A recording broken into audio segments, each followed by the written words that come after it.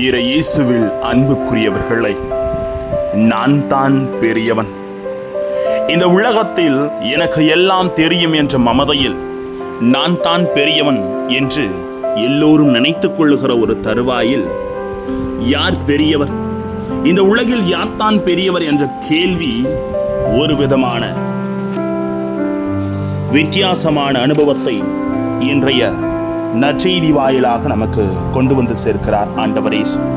ஏனென்றால் குழந்தையும் தெய்வமும் குணத்தால் ஒன்று என்று சொல்லுவார்கள். குழந்தை நல்லவர்களாகவே உலகிற்கு வருகிறார்கள். வேறுபாடு ஏற்றத்தாழ்வு அனைத்தும் கடந்து குழந்தை உள்ளம் ஆகவே தான் மனம் திரும்பி சிறு குழந்தைகளை போல் ஆகாவிட்டால் விண்ணரசில் இணைய மாட்டீர்கள் என்று இயேசு கூறுகிறார். இன்றைய சமுதாயத்தில் பெரியவன் தான் உயர்ந்தவன், பணம் தான் உயர்ந்தது என்று சிந்திக்கும் ஒவ்வொரு மனிதனுக்கும் ஒரு சவுக்கடி கொடுப்பது போல ஆண்டவர் நான் தான் பெரியவன் என்ற எண்ணத்தை தூக்கி எறிய அழைப்பு விடுக்கிறார்.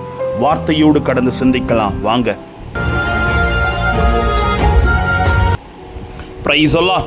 இயேசுவுக்கே புகழ், இயேசுவுக்கே நன்றி. இறைவனின் அருட்கரமும் அருளாசிரும் உங்களோடும் உங்கள் குடும்பத்தோடும் நிறைவாக தங்கிட உங்களை நான் வாழ்த்துகிறேன்.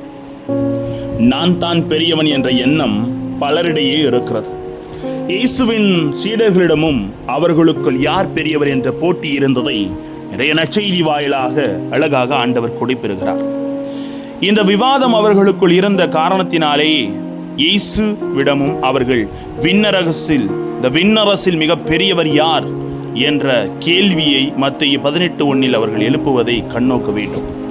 இது எப்படிப்பட்ட பார்வையை தருகிறது என்றால், இந்த மண்ணுலகில் சீடர்களுக்குள்ளே யார் பெரியவர் என்ற முடிவுக்கு அவர்கள் வந்துவிட்டது போலவும், அதே கணக்கு விண்ணுலகிலும் செல்லுபடியாகுமா என்பதை அறிவது போல் அவர்கள் கேள்வி அமைவதாக பார்க்க வேண்டியிருக்கிறது. ஆனால் இயேசு அவர்களுக்கு யார் பெரியவர் என்பதை அழகாக புரிய வைக்கிறார். அதாவது இந்த உலகத்தை பொறுத்தவரை ஆட்சியாளர்கள், செல்வாக்கு உடையவர்கள், திறமை படைத்தவர்கள், பணபலம் கொண்டவர்கள், உடல் வலிமையுடையவர்கள் பெரியவர்களாக கருதப்படலாம். ஆனா விண்ணரசில் தகுதிகள் இவை அல்ல என்று இயேசு அழகாக குறிப்பிடுகிறார். அப்ப விண்ணரசின் தகுதிகள் தான் என்ன? நான் நிறைய சேர்த்து வச்சிருக்கேன், என்கிட்ட நிறைய இருக்கு, நான் தான் எல்லாத்தையும் ஆட்டி படைக்கிறேன், என்கிட்ட இல்லாத அவங்கிட்ட என்ன இருக்கு அப்படின்னு சொல்லி பெருமிதம் அடிக்கும் ஒரு கூட்டத்திற்கு இது ஒரு சரியான சவால் அடியாகவே நான் பார்க்கிறேன். அன்புக்குரியவர்களே, இந்த உலகத்தில் நான் என்ற அகந்தையில் தெரியும் ஒவ்வொரு மனிதனும் தன்னை குப்பையாகத்தான் என்று கருத வேண்டும். ஏனென்றால் இந்த உலகில் சேர்த்து வைப்பவை அவன் கொண்டு போய் சேர்ப்பதில்லை, அனைத்தையும் அவன் தூக்கி சுமக்கப் போவதில்லை. ஒரு நாள் இந்த உடலில் இருந்து உயிர் பிரிய போகிறது. உன்னுடையவை எல்லாம் யாருடையவதாக கருத போகிறாய்? நான் பணம் என்று ஓடுகிற மனிதா என்று சற்று சிந்தித்து பார் என்ற ஒரு கேள்வியையும் ஆண்டவர் என்று தருகிறார். குழந்தை போன்ற மனநிலை உடையவர்கள் மட்டுமே பெரியவர்களாக விண்ணரசில் இருக்க முடியும் என்று உறுதியையும் தருகிறார். நீங்கள் மனம் திருந்தி சிறு பிள்ளைகளைப் போல் ஆகாவிட்டால் விண்ணரசில் புகமாட்டீர்கள் என உறுதியாக உங்களுக்கு சொல்லுகிறேன் என்று மத்தேயு 18:3 ஆண்டவருடைய வார்த்தைகள் இன்னும் ஆழமாக புரிந்து கொள்ள வேண்டியிருக்கிறது அன்பார்ந்தவர்களே. குழந்தைகள் போல வெளிப்படையாக மாறாவிட்டால் விண்ணரசில் நுழையும் நுழைவுச் சீட்டு கிடைத்துவிடும் என்பதல்ல. விண்ணரசு என்பது ஏதோ எங்கோ கட்டி வைக்கப்பட்டு அதன் நுழைவாயிலில் நுழைவது கிடையாது.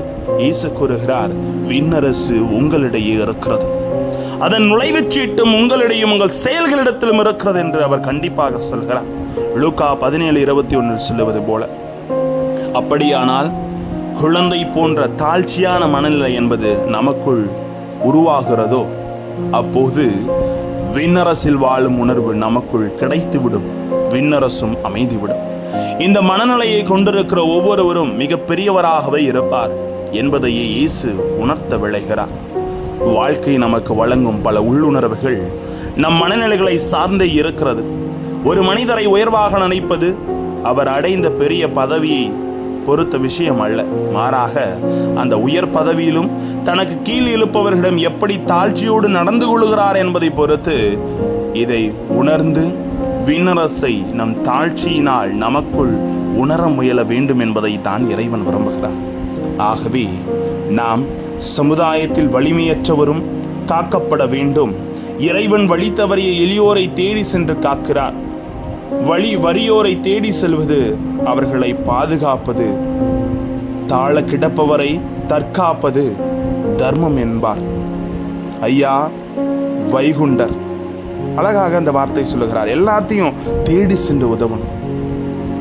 தொலைந்ததை தேடி செல்வதே கிறிஸ்துவ சமூக வாழ்விற்கும் சமூக ஒன்றிப்பிற்கும் அடித்தளம். நாமும் நம் சமுதாயத்தில் குழந்தை உள்ளம் கொண்டவர்களாக எல்லோரையும் ஏற்று வாழ்வோம். குறிப்பாக கரிசனையோடும் அன்போடும் வலுவிழந்தவனுக்கு வலு கொடுத்து வலிமை இழந்தவர்களை வலுப்படுத்தவும் தாழ்ந்தவர்களை தலையை நிமிரச் செய்யவும் தான் இறைவன் நமக்கு ஒரு நுழைவுச் சீட்டு கொடுத்திருக்கிறார். இந்த உலகிலே நான் தான் பெரியவன் என்று எண்ணாதே, உன்னை விட இந்த உலகத்தில் முட்டாள் யாரும் இல்லை என்பதை உணர்ந்து கொண்டு நம்மையே தாழ்த்துவோம், இறைவனால் உயர்த்தப்படுவோம். ஜெபிப்போமா. அன்பு இறைவா, இறைவார்த்தை எங்களுக்கு சொல்லித் தருவது போல குழந்தையின் மனத்தை கொண்டு நாங்கள் எங்கள் வாழ்விலே ஒவ்வொரு நாளும் தாழ்ச்சியோடு வாழ எங்களோடு தங்கும் ஆண்டவரே. Praise the Lord.